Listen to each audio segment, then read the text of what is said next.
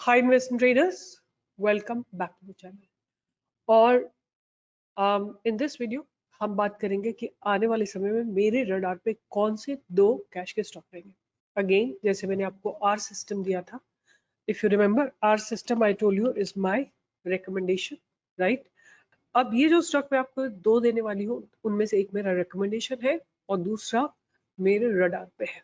ठीक है, पहले शुरुआत करेंगे उन दोनों को स्टडी करने से और उसके बाद आगे की बात करेंगे। और आज तारीख, जिस दिन ये वीडियो बना रही हूँ मैं, 27 तारीख है, 27 जून 2025, ताकि आके आप बाद में आके कभी इसको चेक कर सकते हैं कि किस तरह का मूवमेंट स्टॉक्स में आया था। पहला स्टॉक जो मैं ध्यान में रखूंगी वो है Gujarat Themis Biosyn limited. If I remember correctly, ये मैं आपके साथ ऑलरेडी शेयर कर चुकी हूँ कंपनी को। ये कंपनी 3820 करोड़ की है। P is about 78, ROC is about 27.3 and RO is about 21.7। और ब्रॉडली बात करें कंपनी करती क्या है, this company is manufactures and sells finished active pharmaceutical ingredients products by fermentation process. When the company manufactures pharmaceutical and medical chemicals, it is actively managed by Themis Medicare, which is a joint venture with Hungary. And अगर हम बात करें कि इनके product profile में क्या क्या है, तो रिफामाइसिन है और रिफोमाइसिन ओ डिफरेंट डिफरेंट केमिकल्स हैं। अगर इनकी बात करें तो ये एक्सपोर्ट करते हैं and company expects rifamycin to open up in certain parts of Europe, with the rest of the world opening in 28-29. तो फ्यूचरिस्टिक कंपनी है, फ्यूचर में इनके पास काफी ऑर्डर्स आने की पॉसिबिलिटी है, राइट। अगर हम बात करें कि इनके थोड़ा सा प्रोमोटर्स होल्डिंग डिक्रीज हुई है, बट लेट्स टॉक अबाउट कि कंपनी के सेल्स कैसे हैं। तो ये भी recently listed company on NSE at least. The company's got good return of 31.5% on CAGR on for the last 3 years, and company's working capital requirement has reduced, right? Then I would go on to further and study कि इनके sales क्या हो रही है। तो sales इनकी grow कर रही है ऑन एंड इनके ऑपरेटिंग प्रॉफिट मार्जिन बहुत अच्छे खासे हैं, राइट।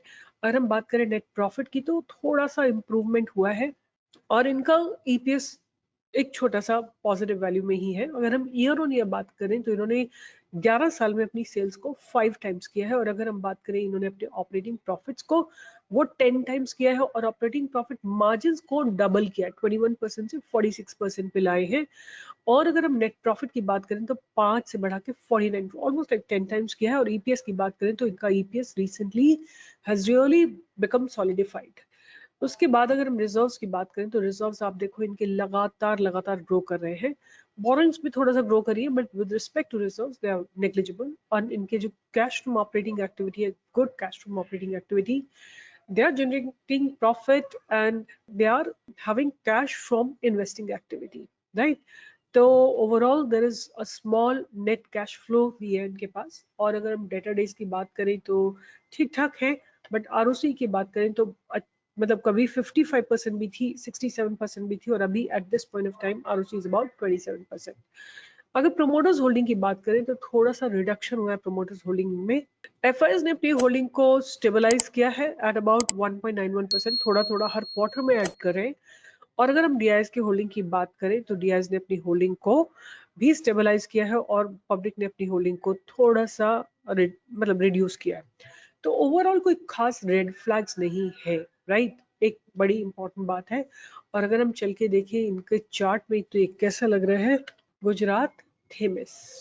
अगर हम देखते हैं पीछे बायो on the BSE, तो this has been listed on BSE for a very long time, but on NSE it has been recently listed, right?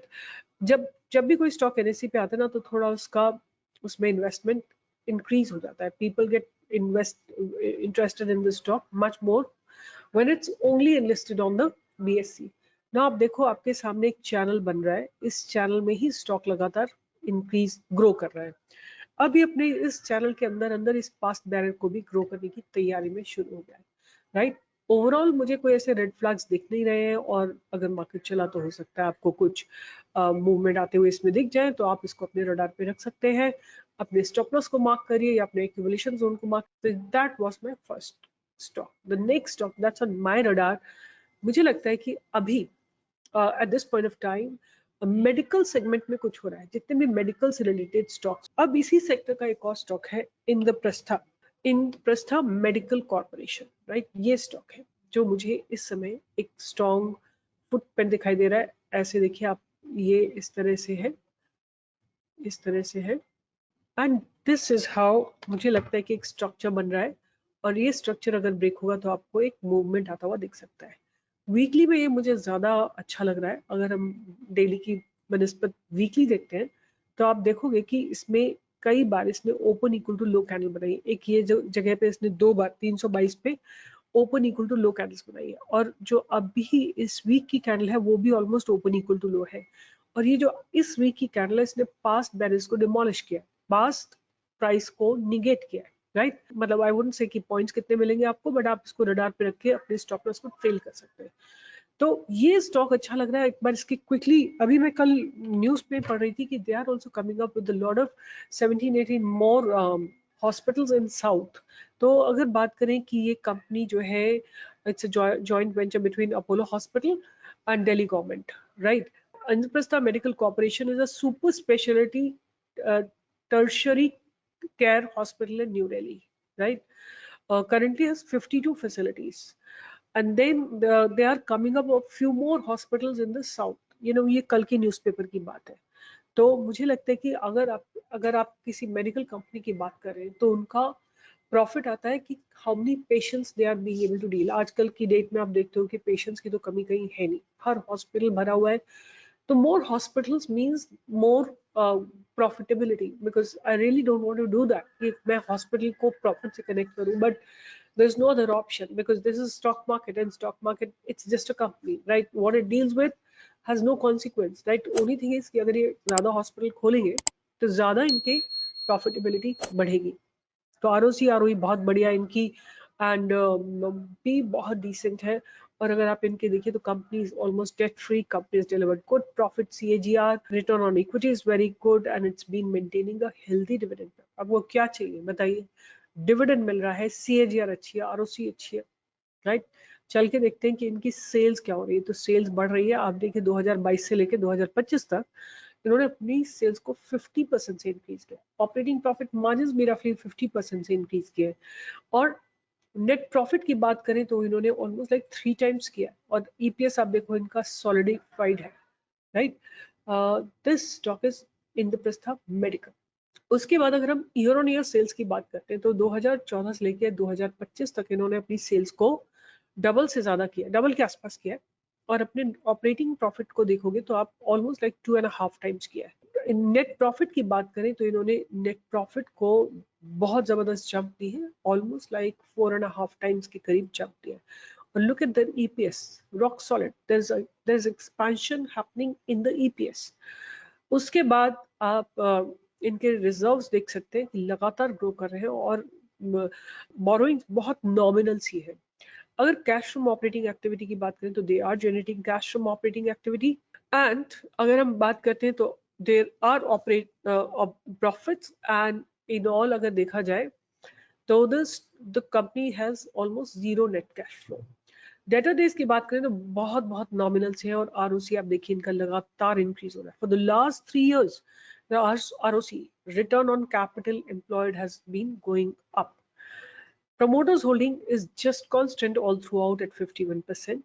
Recently FIs have increased their holding, DIs ने अपनी holding को थोड़ा सा reduce किया है, और public ने अपनी होल्डिंग को भी थोड़ा सा रिड्यूस किया है। तो overall there are no red flags, right, and the price action looks promising. तो this is my second stock, right. ये मेरे पोर्टफोलियो में भी है। So let me give a disclaimer, but I bought it long back, an year back or so. तो ये this stock is in my portfolio as well, but I bought it near back, and now again I see an opportunity for the stock.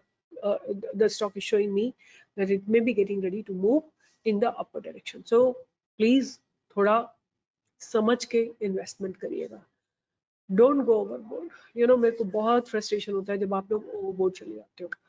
Don't put in, जो आपकी सारी capital है उसको मत लगाइए, diversify करिए, मार्केट यही है, राइट। रोज स्टॉक्स निकलते हैं। कल अभी हमने निकाला था गॉडफ्रे, राइट। उससे पहले आपको NH दे रखा था, look at movement, right, look at movement. आज ये निकाला है, कुछ ना कुछ होता रहेगा। कौन सी जल्दी है? अगर ये बाय चांस ये नीचे गिर जाता तो आप रोते। आप, मैंने एक स्टॉक दे रखा है KEC इंटरनेशनल, थोड़ा सा नीचे चला गया and you guys are just worried कि अब क्या होगा, अब तो बिल्कुल मेरा कैपिटल गया। अगर आपने इसमें 10 लाख ले रखा होगा तभी आपको इस तरह का पैल्पिटेशन होगा ना। बट अगर आपके पास 100 क्वांटिटी है तो आपका कितना थोड़ा सा नीचे गया है, बहुत छोटा सा वो होगा। But the structure is like that, क्योंकि स्टॉक कभी स्ट्रेट नहीं चलते, very rarely they will move up. तो आप मेरी बस एक ही बात मान लो, बाकी मैं सब मेरे ऊपर छोड़ दो। बेस्ट स्टॉक निकाल के लिए कि क्वांटिटी मॉडरेट रखो। जो आपको बाय करना है ना, छोटी क्वांटिटी बाय करो, बड़ी क्वांटिटी में मत खेलो, because loss is all yours. Profit भी आप ही का है, मुझे आपसे कुछ भी नहीं चाहिए, not even a single penny. But loss भी आप ही का है। उसको जब लॉस आता है तो आप लोग घबरा जाते हो, परेशान हो जाते हो। प्रॉफिट देख के आप लोग कुछ कहीं भी नहीं जिक्र जिक्र नहीं करते, आप लिखते तक नहीं हो। बट जब लॉस होता है तो आप दुनिया भर में जाके लिखते हो। तो please be moderate in the stock market. Keep learning, keep earning from the stock market. This is a place for people who are disciplined. It's not a place for people who are, जो कोई rules को follow नहीं करते. तो please follow all the rules. I'll be signing off with this. Take care, and I'll see you in the live market from 10 to 11.